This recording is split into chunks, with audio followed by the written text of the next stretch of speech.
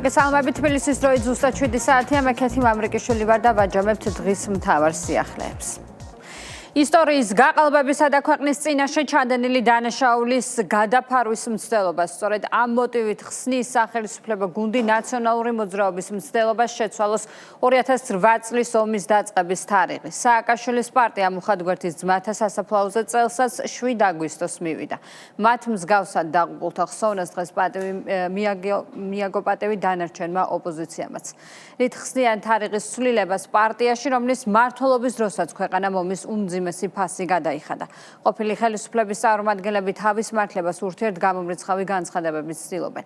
ეს კი იმ ფონზე, როდესაც ხელისუფლების ცვლილებამდე ომის დაწყების თარიღს 8 აგვისტოს აღნიშნავდნენ. მეტიც, მათი ლიდერისა და იმჟამინდელი პრეზიდენტის მიხეილ სააკაშვილის მიერ გამოცემულ განკარგულებაში რუსული სამხედრო შენაერთების საქართველოში შემოსვლის თარიღად 8 აგვისტოა მითითებული.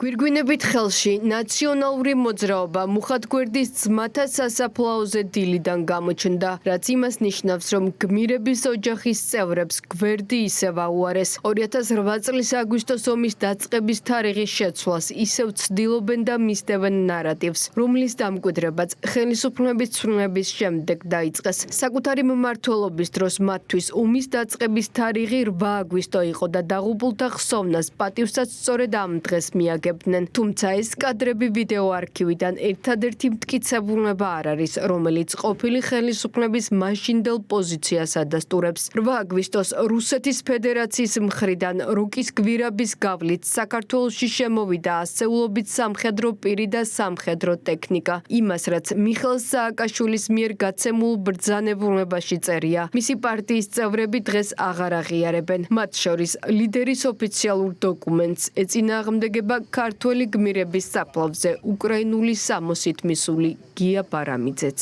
ჩვენ მოქმედებები, მათ შორის პასუხი დავიწყეთ 8-ში, მაგრამ 7-ში დაიწყო. 7-ში დავიწყეთ. არა, 7-ში გვიაღამე, მაგრამ ძირითადი ნაწილი იყო ბუნებრივია 8-ში, მაგრამ ჩვენ დავიწყეთ რეაგირება უკვე 7-ში, იმიტომ რომ ჩვენ დავინახეთ, რომ 7-ში შემოდიოდა ეს ძალა. რომელ რიცხვში შემოიჭრა? 7 აგვისტოს შემოიჭრა, ამაზეა საუბარი. კი, ყველამ იცოდა. ნაციონალური მოძრაობის კვალდაკვალ მუხათგვერდის ძმათა სასაფლაოზე იმყოფებოდნენ ოპოზიციურ ალიანსში შემავალი პარტიის წევრები და ალიანსს მიღმა მყოფი ლელო და გახარიას პარტიაც. ომის დაწყების თარიღზე შეთანხმებულები ამბობენ, რომ ისტორიული მოვლენები ისტორიული დოკუმენტების შესაბამისად უნდა შეფასდეს, თუმცა რომელი დოკუმენტებით აღარ აკონკრეტებენ. ასეთ დოკუმენტებში მათთვის ტალიავინის ის დასკვნა რატომღაც არ შედის, რომელშიც ნათქვამია, რომ ღია საომარი მოქმედებები დაიწყო ქართული მხარის ფართომასშტაბიანი სამხედრო ოპერაციით ცხინვალისა და მისი მიმდებარე ტერიტორიების წინააღმდეგ 2008 წლის 7 აგვისტოს ღამეს.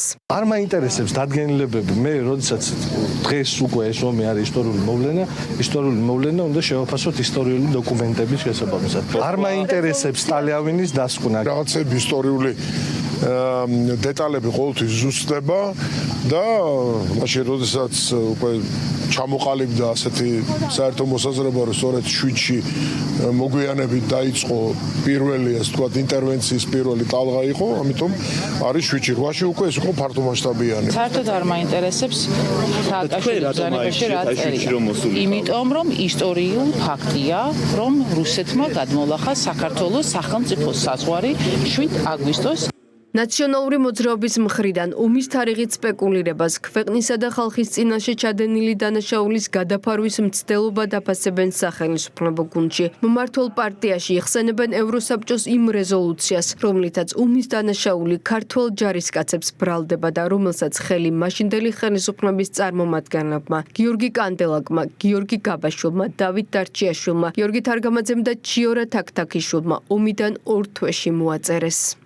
რა თქმა უნდა შეგვეძლო მხარი არ დაგვიჭირა, მაგრამ გიხსნით კიდევ ერთხელ, იმიტომ რომ ძალიან მნიშვნელოვანი რეზოლუცია იყო. არის კონკრეტული მტკიცებულებები, არის კონკრეტული ფაქტები, აგერ შემიძლია რეზოლუცია გაჩვენოთ, რაზე აქვს ხელი მოწერილი, შესაბამისად ძალიან ძიმია ეს ყველაფერი, კიდევ ერთხელ ხას უსვავ იმას, რომ ეს იყო მოღალატეობრივი ქმედებები, გადადგმული ნაბიჯები ქართული სახელმწიფოს წინააღმდეგ და ამ ყველაფერს უნდა გაეცეს შესაბამისი პასუხი. ახლა ესენი ცდილობენ რომ როგორმე ისტორია გადაწერონ და თავიანთივე მოღალატეობრივი მხარდაჭერა 16-23 რეზოლუციისას ამის გასამართლებლად ცდილობენ რომ წარმოაჩინონ თითქოს ეს ყველაფერი დაიწყო 7 აგვისტოს. კიდევ ერთი ხალატია და საკუთარი თავის და მოღალატეობრივი ნაბიჯების გამართლების უსუსური მცდელობა. რაზე მოაწერეს ხელი? პირდაპირ წერია იქ რომ 7 აგვისტოს ქართული მხარის განხორციელებულმა ქმედებამ გამოიწვია კიდევ უარესი აგრესია.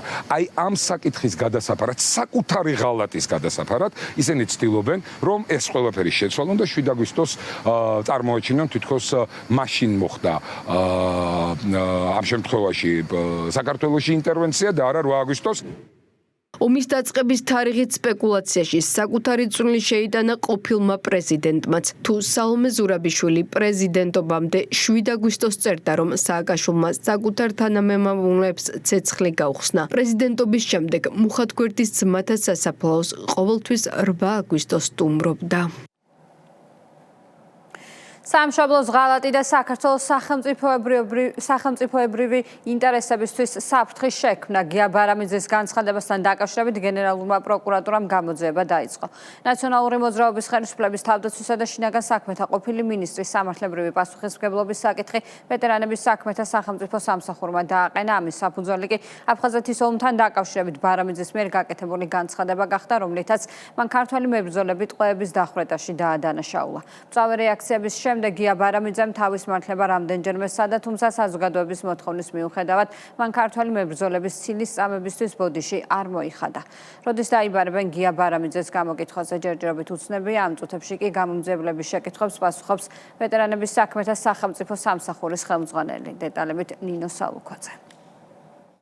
გენერალურმა პროკურატურამ ვეტერანების საქმეთა სახელმწიფო სამსახურის მიმართვის საფუძველზე სახელმწიფო ღალატისა და საბოტაჟის მუხლებით გამოძიება დაიწყო, რაც ნაციონალური მოძრაობის წევრ გიორგი ბარამიძის განცხადებას უკავშირდება აფხაზეთის ომში ტყვეთა დახვრეტის შესახებ. უკვე 5 საათზე მეტია საგამოძიებო უწყებაში ვეტერანების საქმეთა სახელმწიფო სამსახურის უფროსი კობა კობალაძე იკითხება. აფხაზეთის ომის ვეტერანები ბარამიძის განცხადებას ანტიეროვნულს უწოდებენ. აცხადებენ, რომ მან ჩრდილი მიაყენა დაღუპულ მებრძოლებს. ქართველი ხალხი კი მკვლელობად წარმოაჩინა. ომის მონაწილეები ყვებიან იმასაც, თუ რა როლი ჰქონდა სინამდვილეში ბარამიძეს ტყვეთა გაცვლის პროცესში. გია ბარამიძეს სადნახე, სადიომა არ ვიცით, რომელსაც ტუფლები არ დაუსულია ტალახში და აკოფში არ ყოფილა და ჩამოდიოდა აფხაზეთში ხან ჩამჩერეში ხან ქალაქ სოხუმში. რუსულათები გადაეღო და გამორბა თბილისში, რომ გამხდარიყო დეპუტატი და დღეს კიდე მთელი საქართველოს მეომრებს და ვეტერანებს მოგვაყენა შეურაცხყოფა. რაზეც ჩვენ ვიტყოთ, არ მოიხადოს ბოდიში, ან და მაშინ ეთყობა დავალება აქვს ალბათ რუსეთიდან და მტრისის ქვიზე დაასხა წყალი. ამხელა ტყუილი ყველა ვეტერანის, ყველა ნაომარი ადამიანის იქ დაღუპული ვაჟკაცების შეურაცხყოფა სახელმწიფოს წინააღმდეგ ჩადენილი ქმედებაა ეს, ვინაიდან ჩვენ ბევრი რამ ვიცით, რომ ასეთი ადამიანები იქ მოდიოდნენ მხოლოდ იმისათვის, რომ თავიანთი თავი დაეფიქსირებინათ ფოტოზე და მერე გაეპიარებინათ. აბსოლუტური ტყილია, წითელი ჯვარიც არსებობს. არსებობს ჩვენი ვეტერანები, რომელიც აქტიურ მონაწილეობას ღებულობდნენ ტყვეთა გაცვლაში, ასევე ცხენდების გადმოსვენებაში დღესაც. და დაკითხონ ის ხალხი და როგორ იღებდა მონაწილეობას და სად იყო ეს ძალიან საინტერესოა. ის იტყუება ყველაფერს.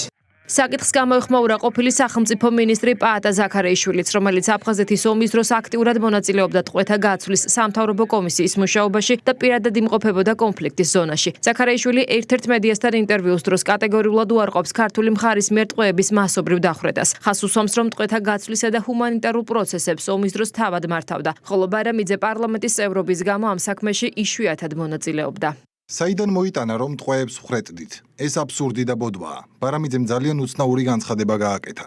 ძალიან გული მწყდება, რომ საერთოდ ახლოს არაა რეალობასთან. შეიძლება იყო ფრაგმენტები, მაგრამ ეს არ იყო რეგულარული.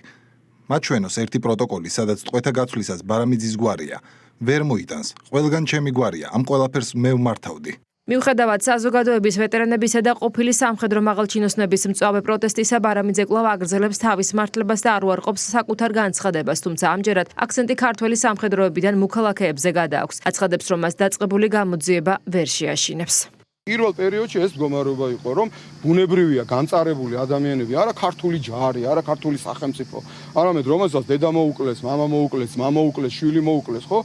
ის ბრძოლაში არ იყვანდა ტყვეს და კლავდა. გინდა მოკლავ ახსენე, გინდა დახვრეტ ახსენე, არ იყვანდა ტყვეს. ომი იმის არის, რომ ადამიანი ადამიანს კლავს და ჩვენ კლავდით, კი, მტრებს კლავდით. მას შემდეგ, რაც გენერალურმა პროკურატურამ ბარამიძის წინააღმდეგ გამოძიება დაიწყო, სააკაშვილის პარტია პოლიტიკურად მოტივირებულ პროცესებზე ალაპარაკდა.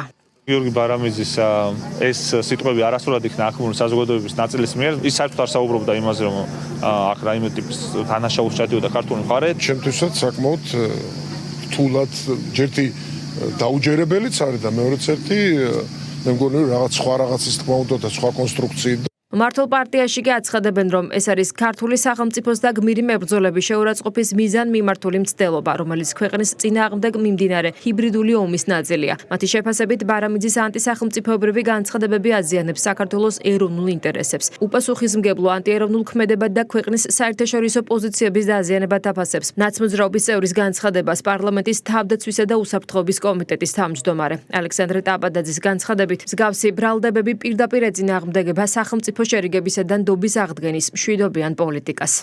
გაგრძელება იმ ჰიბრიდული ომის, რომელიც ქართული სახელმწიფოს წინააღმდეგ და ქართული ხალხის წინააღმდეგ მიმდინარეობს.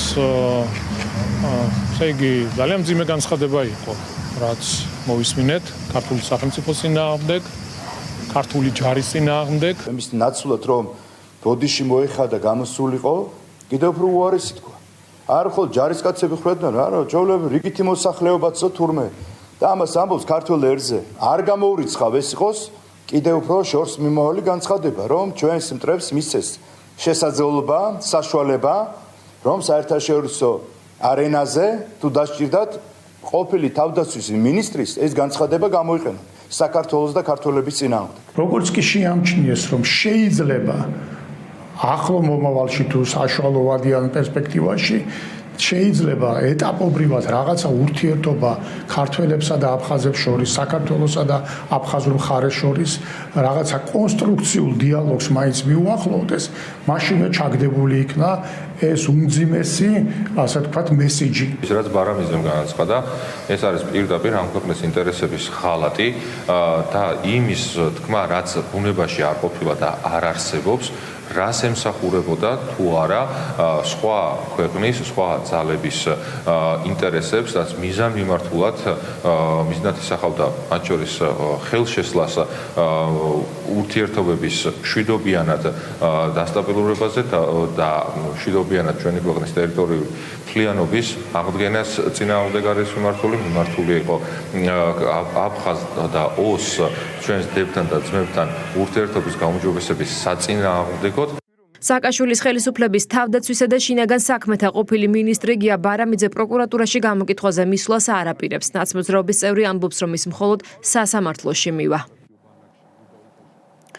უკვე მეოთხე დღე სააკაშვილის პარტია რუსეთთან მიმართებაში საკუთარი არათანმიმდევრული პოლიტიკის არგუმენტების ძიებაშია. ნაწილი ისე უპასუხეთ ტოვებს კითხვას, რატომ იქცა რუსეთი ოკუპანტად არა აგვისტოს ომის, არამედ უკრაინაში შეჭრის შემდეგ, ნაწილი კი აგვისტოს ომის შემდეგ მოსკოვთან მიმართებაში სააკაშვილის ლოიალურ დამოკიდებულებას ევროპის დღის წესრიგით ხსნის.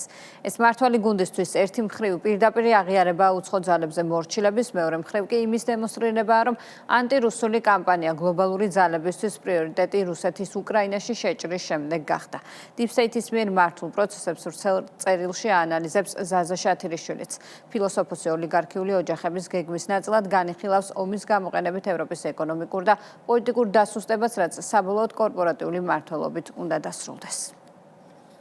ლოიალურობიდან რუსოფობიამდე ამ პოლიტიკის მიმდევრებს პრემიერ-მინისტრის მიერ დასმულ შეკითხვებზე პასუხი ისევ არ აქვს. უკვე მეოთხე დღეა ერთიან ნაციონალურ მოძრაობაში, ერთიან პოზიციაზე ვერ თანხმდებიან და უპასუხოდ რჩება მთავარი კითხვაც. თუ დღეს ნაცმოძრაობისათვის რუსეთი აგრესორი და ომის დამნაშავეა, რატომ იქცა ეს შეფასება მათი პოლიტიკური რიტორიკის მთავარ ხაზად უკრაინაში საომარი მოქმედებების დაწყების შემდეგ და არა 2008 წლის აგვისტოს ომის დასრულებისთანავე. ნაცნობი მოძრაობა არის ანტისაოკუპაციო მოძრაობა, ამით ყველაფერი არის ნათქვამი. ჩვენ ვეუბნებოდით რუსებს, რომ თუ ტანკით არ მოდიხარ თუ артиლერიით და ავტომატით არ მოდიხარ და თუ საოკუპაციოდ არ მოდიხარ, სტუმრად და ტურისტად მობრძანდი ჩვენ რუსი ხალხის წინააღმდეგი, რუსი ადამიანის წინააღმდეგი არა ვართ. ამიტომ ჩვენ მეუბნებოდით რუსებს, რომ ჩვენ არა ვართ რუსოფობები, რუს ადამიანებს არ ვერჩით. მე არ მახსოვს, მე პირადად ან ვინმე ჩემს ირგვლივ რაღაცა რბილი განცხადებებით გამოირჩეოდა.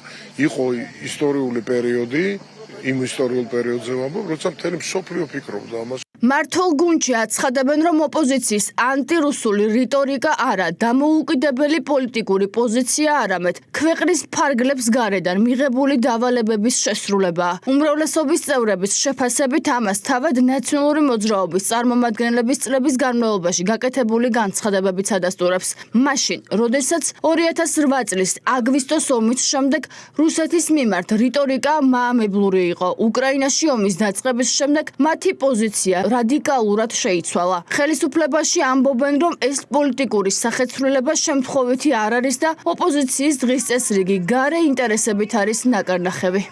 დავალებაც მოდის თავიანთი პატრონებისგან და ამ შემთხვევაში Deep State, რომელიც უდიდესი პრობლემაა თანამედროვე მსოფლიოსი, აკეთებენ იმას. თქვენ არ იფიქროთ, რომ ეს ადამიანები, ხედველობაში მყავს ეს აგენტურა, ეკუთვნოდეს საკუთარ თავს? არა, მათ არანაირი უფლება არ გააჩნიათ იმის, რომ რაიმე კონკრეტული კითხვა დასვან, რატომ მაგალითად, ხო? რატომ უნდა გადავდგათ ეს ნაბიჯი, რატომ უნდა ვთქვათ ეს მისიჯი? არა, ამის უფლებაც კი არა აქვს. 2008 წლის ომის მერე, როდესაც არც არაფერი გამორჩეული რუსეთის წინააღმდეგ სოფლიოში არ მომხდარა და პირიქით გადატვირთვის პოლიტიკა იყო ძალიან მალე ამ ომის შემდგომ, არ ქონდათ არანაირი პრინციპული პოზიცია რუსეთთან მიმართებით, ხელგაშლილად ღვინით ხელში უმასპინძლებოდა სააკაშვილი რუს ტურისტებს და თვლიდნენ, რომ საერთოდ რუსულ ფულს არანაირი სუნი არ აქვს.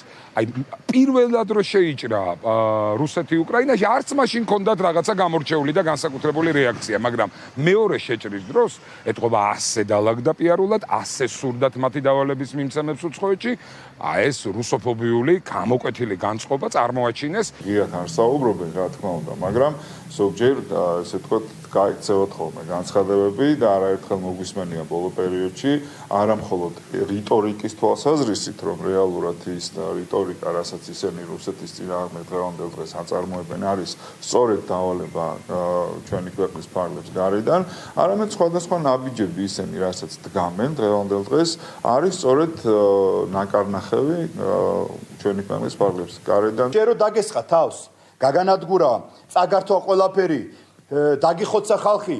მაშინ ეს განწყობა არ ქონია, პირიქით ეპატიჟებოდი და ისა უკრაინის ომის შემდეგ რა ქვია ამას? ამას ქვია ერთადერთი, რომ უცხო ქვეყნის დაკვეთით მოქმედებდნენ მაშინაც და ეხლაც.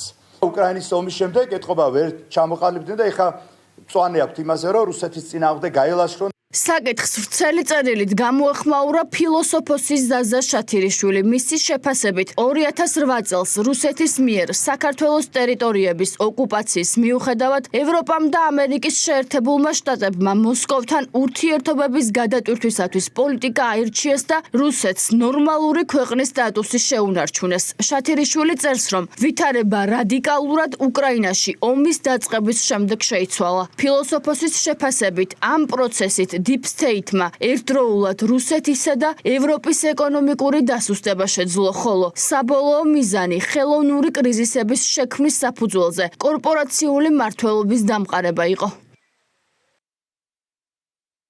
სწორედ აქ უნდა ვეძიოთ პასუხი კითხვაზე, თუ რატომ არ დაიწყო რუსოფობიის წამლიკავი ტალღა 2008 წელს რუსეთის მიერ საქართველოს ტერიტორიების ოკუპაციის შემდეგ და რატომ დაიწყო ის სწორედ ახლა. ფაქტია, რომ ამ დონის ნარატივის გასავრცელებლად და დასამკვიდრებლად Deep State-ისთვის საქართველოში 2008 წელს განვითარებული მოვლენების საკმარისი მასშტაბის არ იყო. ომი რამდენიმე დღეში დასრულდა და არც მისი ექო იყო ისეთი ხმაურიანი, როგორც 2022 წელს უკრაინაში ომის დაწყების შემდეგ, რადგან Deep State-ისვე ძალისხმევით უკრაინაში მიმდინარე სამხედრო კონფლიქტმა მთელი კონტინენტი მოიცვა. ანუ უკრაინის ომი საკმარისი მასშტაბისა აღმოჩნდა იმისთვის, რომ რუსოფობია ევროპაში უპრეცედენტო დონეზე ასულიყო და ევროპული სახელმწიფოები რუსეთთან დაპირისპირებაში ეტაპობრივად ჩართულიყვნენ. სწორედ ასეთ პირობებში დაიწყება მსჯელობა იმაზე, რომ ტრადიციულმა პოლიტიკურმა ელიტებმა თავისი მოჭამეს, რადგან ვერ შეძლეს სახელმწიფოების ეფექტიანი მართვა. ამიტომაც საჭიროა ქვეყნებმა და საზოგადოებებმა მმართველობის არსებული მოდელის შეცვლაზე იფიქრონ. ამ კონტექსტში გამოჩნდებიან მსოფლიოს უმსხვილესი კორპორაციები, მაგალითად BlackRock-ის ტიპის ორგანიზაციები, რომლებიც პასუხისმგებლობას საკუთარ თავზე აიღებენ. ისინი საჩვენებლად შეარჩევენ ერთთან ან ორ შესაბამის ქვეყანას და საკუთარი პოლიტიკური თუ ეკონომიკური რესურსების გათვალისწინებით დროის მოკლე მონაკვეთში ამ ქვეყნებს ოაზისად აქცევენ. ამ ყველაფრის შემხედვარე კი უკვე არაერთი სახელმწიფო ჯადგება კორპორაციული მომმართველობის სისტემაზე გადასვლის მსურველთა რიგში, რითაც Deep State მიაღწევს კიდეც საბოლოო მიზანს. ლოიალურობიდან მკვეთ რუსოფობიამდე გავლილი პოლიტიკური გზა ოპოზიციას უხერხულ მდგომარეობას უქმნის. ვერ შემდგარ ოპოზიციურ ერთობაში კვლავ განსხვავებული პოზიციები და პასუხები აქვთ. ვინდგას გარედან მართული და ქვეყნის შიგნით მხარდაჭერილი დეზინფორმაციული კამპანიის უკან და ვისთვის არის ხელსაყრელი საქართველოს ინტერესების დაზიანება. სახელმწიფო უსაფრთხოების სამსახურში საბოტაჟის მუხლით დაწყებული გამოძება გრძელდება. გამოძების საგანია ყალბი ეკაუნთების მფლობელების, ყალბი ამბების გამავრცელებლებისა და დისკრედიტაციული კამპანიის შესაძლო დამფინანსებლების დადგენა. საქმე ეხება კოორდინირებულ კამპანიას, რომლის მიზანიც ყალბი აღქმების შექმნით საქართველოს ტურიზმისა და ეკონომიკის დაზიანებაა. ქართულ ოცნებაში ხაზგასმით ამბობენ, რომ საქართველოს კარი ნებისმიერი ეროვნების ტურისტისთვის ღია ავითარება კი სრულიად უსაფრთხოა. გამოძიების ფარგლებში მიმდინარეობს კანონით გათვალისწინებული ოპერატიული და სამძებრო ღონისძიებები, რათა დადგინდეს დეზინფორმაციული კამპანიის ორგანიზატორები. სახელმწიფო უსაფრთხოების სამსახურის ძიების მთავარი საგანი ახლა უცხოეთიდან მართული და საქართველოდან მხარდაჭერილი დეზინფორმაციული კამპანიის ორგანიზატორების, მონაწილეების, დაფინანსების შესაძლო წყაროებისა და მათი მიზნების გამოვლენაა. ვინ დგას იმ ბოტ ანგარიშებისა და ონლაინ მედიების უკან, ვინც ყალბ ინფორმაციას ავრცელებს იმის შესახებ, რომ თითქოს ჩვენი ქვეყნის მოქალაქეები რუს ტურისტებს განზრახ შეურაცხყოფას აყენებენ და მათთვის საფრთხის შემცველ გარემოს ქმნიან. მმართველი გუნდი დეზინფორმაციული კამპანიის მიზნებზე საუბრობს. ქართული ოცნების გენერალური მდივნის განცხადებით, უცხო ძალები ქვეყნის ეკონომიკური განვითარების შეფერხებას ცდილობენ. ამიტომ აუცილებელია სუსის მიერ დაწყებულმა გამოძიებამ პასუხები ყველა კითხვას გასცეს. ის რომ ტურისტი საქართველოში არ ჩამოვა და ფულს არ დახარჯავს, კაფეში არ შევა, ბარში არ შევა, ამით ვინ ზიანდება, ვინ დაზარალდება? ისევ ქართველი და ისევ ჩვენი ეკონომიკა. ზუსტად ამისკენ არის მიმართული ეს ყველაფერი, რასაც ჩვენ ბოლო თვეების განმავლობაში, ბოლო წლების განმავლობაში ხედავთ და ვისმენთ. ტროლბოტების მიერ გავრცელებული ფეიქ ინფორმაცია, რომ საზოგადოებაზე გავლენას ახდენს, ამას მოწმობს სხვადასხვა ქვეყნის ბლოგერების მიერ ჩაწერილი ვიდეოებიც, რომლებმაც ცრუ ინფორმაცია რეალურ ფაქტებად აღიქვეს. საქართველოს სახელმწიფოს წინააღმდეგ დისკრედიტაციული კამპანიის პარალელურად კი ოპოზიციისთვის გაუგებარია თუ რატომ დაიწყო გამოძიება სუსმა. პირდაპირ გითხრათ, ცოტა გაუგებარია, რას ნიშნავს ეს და რის დაცვას აპირებენ, ან რისგან აპირებენ დაცვას. ეს ხალხი რაღაცას ანონსებს ხოლმე და საბოლოო ჯამში საზოგადოებისთვის ხილული არ გახავთ ხოლმე ის შედეგები, რაც ამ გამოძიებებს მოყვება. სახელისუფლებო გუნდში კი გარე ძალების მხრიდან სხვადასხვა დროს სხვადასხვა ტიპის იმ კამპანიებს იხსენებენ, რომლებიც მხოლოდ საქართველოს ეკონომიკისა და ტურიზმის დაზიანებას ემსახურებოდა. საპარლამენტო უმრავლესობის წევრების განცხადებით, ქვეყნის იმიჯის დაზიანების მცდელობა უშედეგოა, რადგან საქართველოს კარი ნებისმიერი ეროვნების ტურისტისთვის ღია, ვითარება კი სრულიად უსაფრთხო.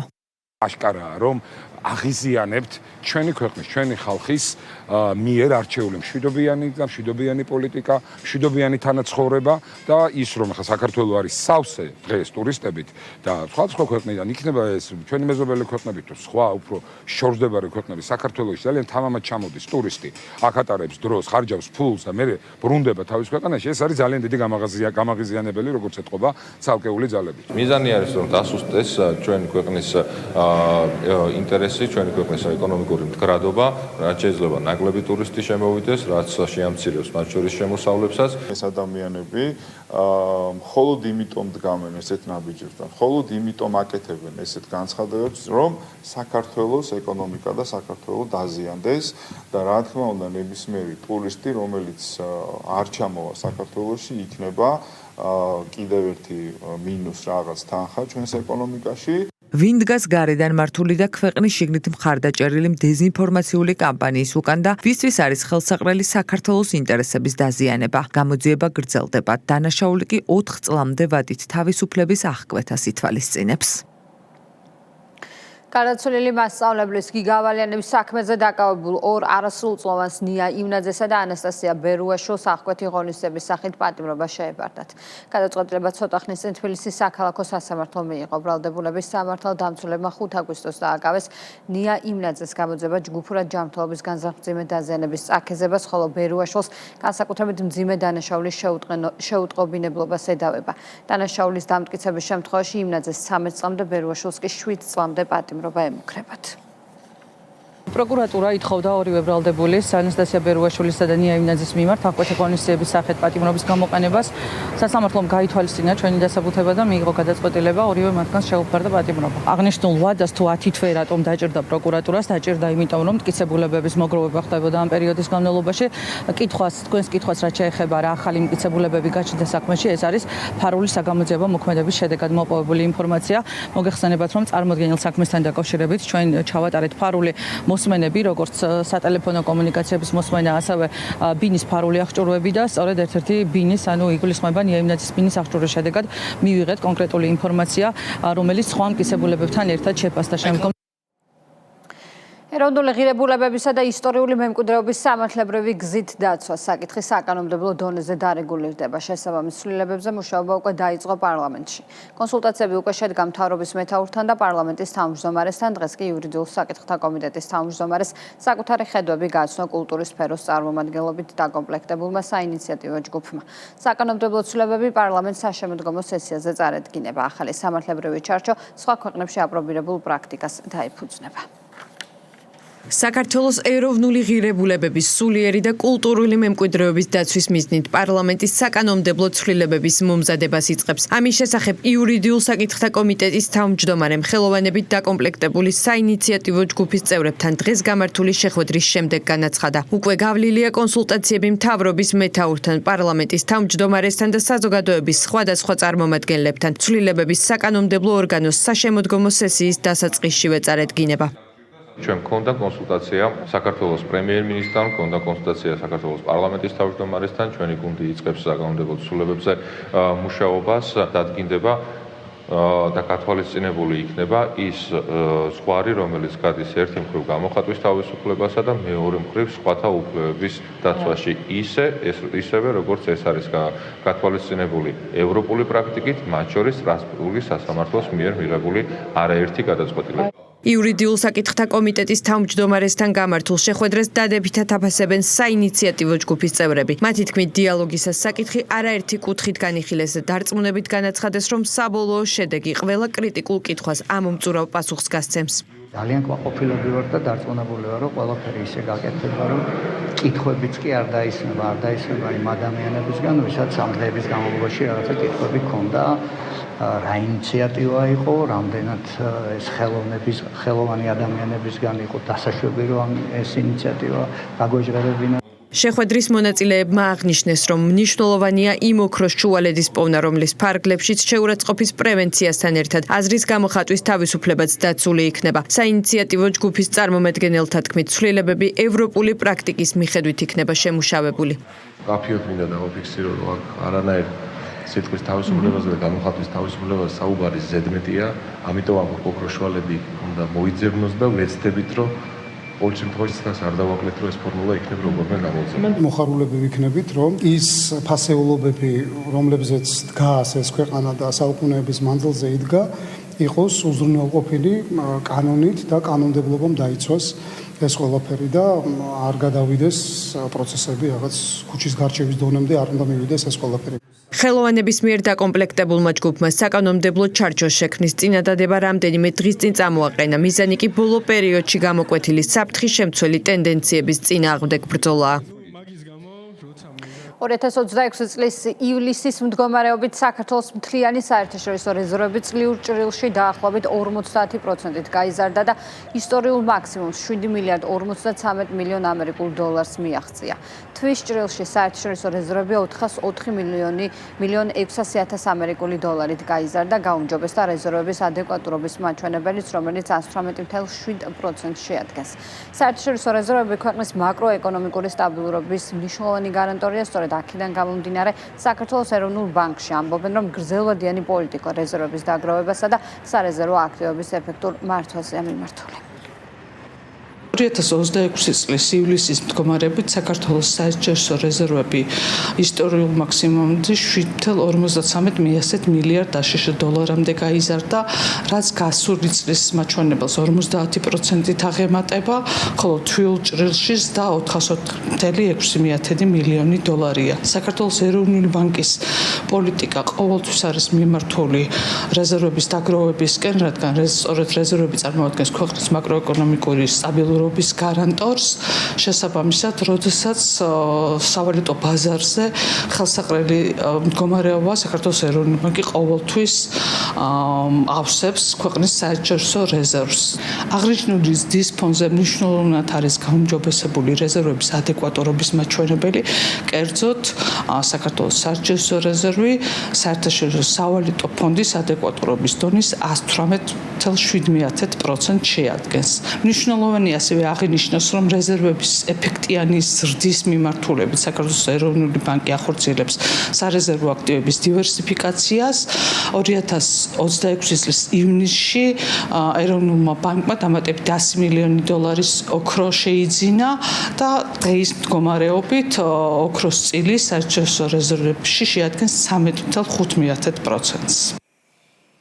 თბილისის 2026 წლის ბიუჯეტი 26.498.000 ლარით გაიზარდა და 2.663 მილიონ ლარზე მეტი შეადგინა. დამატებითი თანხები მერიის სტრუქტურულ ერთეულებზე და რაიონულ გამგეობებზე გადანაწილდება. დაფინანსდება სოციალური და ინფრასტრუქტურული პროექტები, ასევე ავარიული შენობების რეაბილიტაცია. სხდომის დაწყებამდე გაკეთდა პოლიტიკური განცხადებები, დეპუტატებმა ისაუბრეს რუსთაველის გამზირის რეაბილიტაციაზე და დიუშენის სინდრომის მქონე ბავშვებისთვის მედიკამენტების შეძენის შესახებ მთავრობის გადაწყვეტილებაზე. ბიუჯეტის მოცულობა იზრდება 26 მილიონ 500.000 ლარით და მისი მოცულობა ხდება 2 მილიარდ 663 მილიონ 350.000 ლარი. კულტურა, სპორტი, ახალგაზრდობის სამსახურს დაემატება 4 მილიონ 764.000 ლარი კულტურის ღონისძიებების, ასევე სპორტული ღონისძიებების და მატერიალურ-ტექნიკური ბაზის გაუმჯობესებისათვის სხვადასხვა ცენტრებში. საკრებულოს ემატება 1.8 მილიონ, მუნიციპალური ინსპექციას 200.000 ემატება უკანონო ნაგებობის დემონტაჟისთვის, ინფრასტრუქტურის სამსახურს ემატება 8 მილიონ 400.000 ლარი და ეს არის გზების მიმდინარე ორმოული და ფრაგმენტული შეკეთების სამუშაოები. ასევე ქონების მართვის სამსახურს ემატება 3 მილიონი ლარი სხვადასხვა ადგილებში ქონების გამოსყიდვასთან დაკავშირებით და რაიონულ გამგეობებს ემატებათ ჯამში ყველა რაიონს ემატება 15 მილიონ 870.000 ლარი და ეს თანხები ძირითადად გადანაწილებულია გზებისა და კეთილმოწყობის ღონისძიებებში.